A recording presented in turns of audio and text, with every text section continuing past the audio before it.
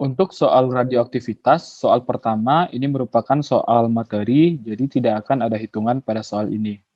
Soalnya yaitu radioisotop yang digunakan dalam menentukan bentuk dan ukuran dari organ tubuh manusia. Pankreas adalah jawabannya adalah Se75.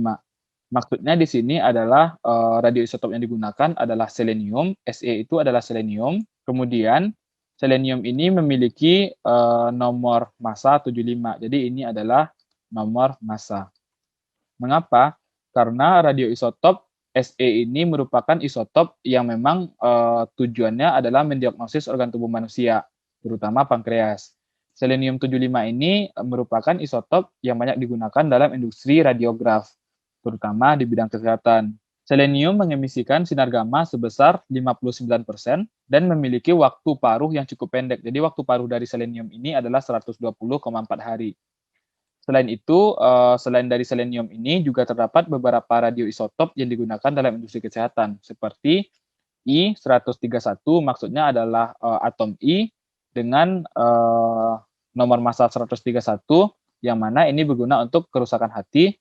Kemudian untuk kelenjar gondok dan tumor otak menggunakan I-131 ini juga, dan untuk penyakit otak menggunakan I-123. Kemudian untuk mendeteksi penyakit paru itu menggunakan XE133 dan SR85 untuk mendeteksi penyakit pada tulang. Terdapat banyak bahasan mengenai isotop-isotop berumur pendek yang digunakan pada bidang kesehatan. Technetium Tc99m merupakan salah satu isotop yang digunakan untuk aplikasi medis karena memiliki waktu paruh yang relatif pendek dan memiliki efek radiasi yang lebih lemah dibandingkan isotop-isotop lainnya. Dari data berikut ini, tentukan waktu paruh dari peluruhan Tc99m.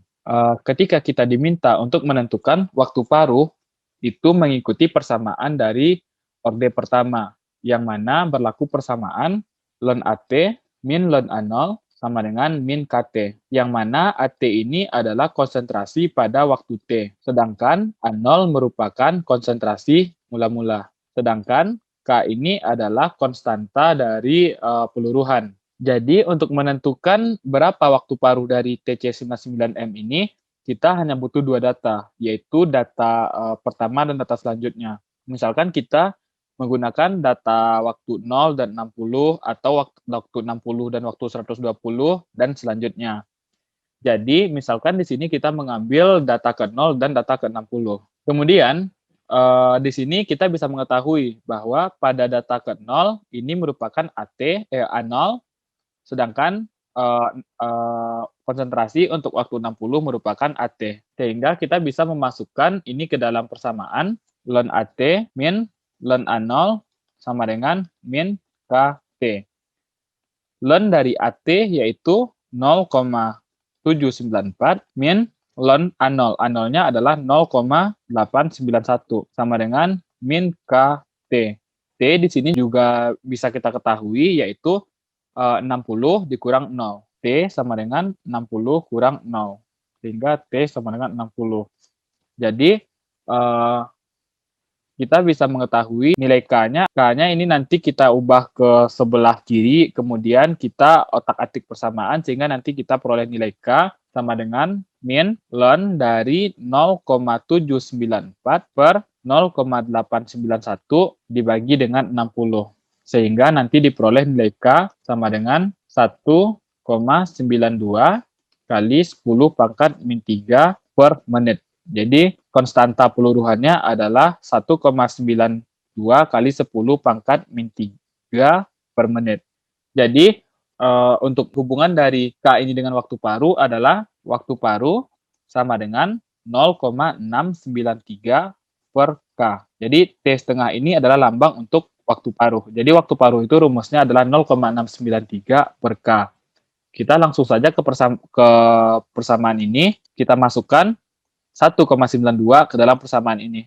Sehingga 0,693 per 1,92 kali 10 pangkat min 3. Sehingga nanti kita peroleh nilai dari waktu paruhnya adalah 3.600 menit. Jadi waktu paruh dari TC99M ini adalah 3.600 menit. Ketika kita konversi ke dalam jam, sama dengan 360 per 60, yaitu 60 jam. Jadi dapat disimpulkan bahwa waktu paruh dari peluruhan TC99 adalah 60 jam.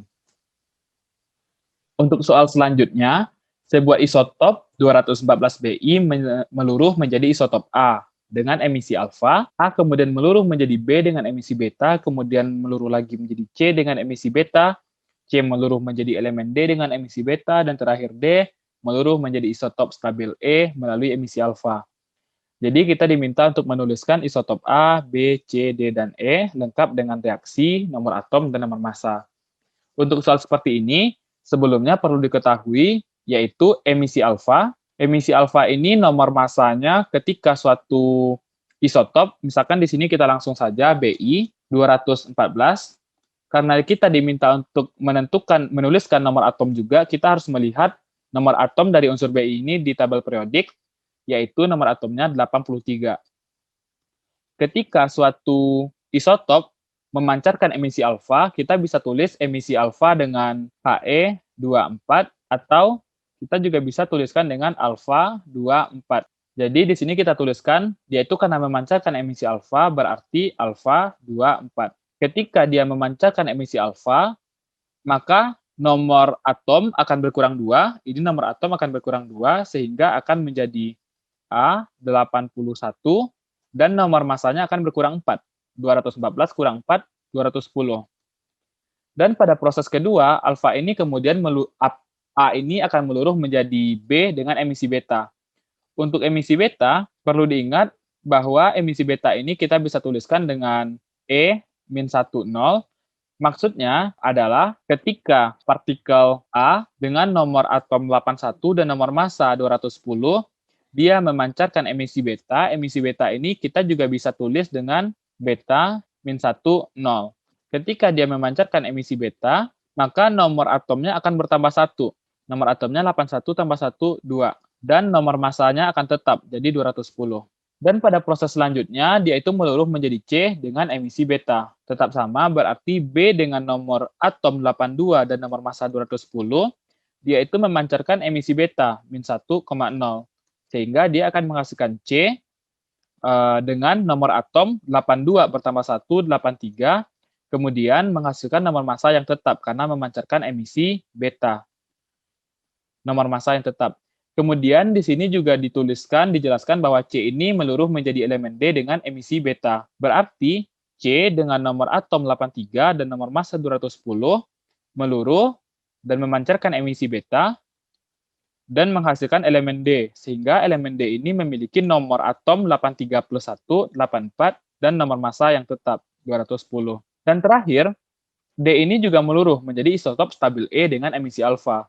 Berarti D ini dengan nomor massa 210 dan nomor atom 84, dia ini meluruh memancarkan emisi alfa, 24, dan menghasilkan isotop stabil E. Sehingga nomor atom dan nomor massa dari isotop stabil E ini adalah 84 dikurang 2, 82, dan 210 dikurang 4. Jadi 206. Jadi di sini dapat dituliskan bahwa dijelaskan bahwa untuk isotop E dia itu memiliki nomor atom 82 dan nomor massa 206. Di soal kita diminta untuk menuliskan isotop A, B, C, D, dan E lengkap dengan reaksi, nomor massa, dan nomor atom. Jadi sebenarnya kita cukup menuliskan, ketika kita sudah tahu seperti ini, kita bisa tuliskan bahwa isotop A ini memiliki nomor atom 81, nomor massa 210, B 82, dan nomor massa 210, dan selanjutnya. Jadi begitulah untuk pembahasan soal seperti ini.